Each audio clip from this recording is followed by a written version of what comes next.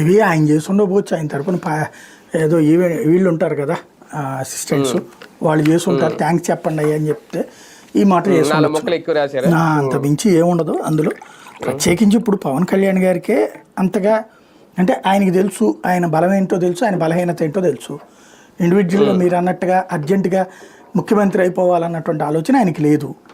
ఎందుకు లేదు అంటే ఆయనే చెప్పారు కదా, మనకు అంత బలం ఎక్కడుంది, డబ్బు ఎక్కడి నుంచి వస్తుంది, అంతమంది నాయకులు ఎక్కడి నుంచి వస్తారు, మనకు పోటీ చేయడానికి ఎక్కడుంది, నన్ను చూసి ఎగబడేటటువంటి వాళ్ళు ఉన్నారు కానీ ఓట్లు వేసేవాళ్ళు ఎంతమంది అన్నటువంటిది ప్రజలు చూపించారు ఆయనకి.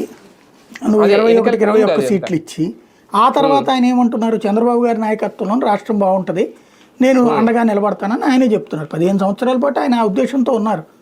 15 సంవత్సరాలు ఇదే కూటమి అధికారంలో ఉంటుంది, 10 సంవత్సరాలు చంద్రబాబు ముఖ్యమంత్రి అంటే ఆయన 10 ఏళ్ల పాటు దానికి ప్రిపేర్ చేస్తున్నారు.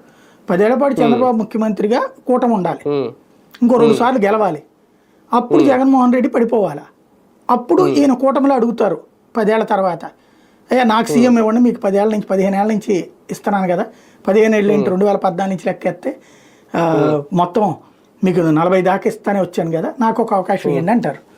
అప్పుడు లోకేష్ని అడుగుతారు. అప్పుడు అడిగితే ఆయన కుదరదండి అన్నారు అనుకోండి, అప్పుడు అదిగో జగన్ పని కూడా అయిపోయింది కాబట్టి నేను మీకు వ్యతిరేకంగా వెళ్తున్నానని అప్పుడు జనంలోకి వస్తారనమాట.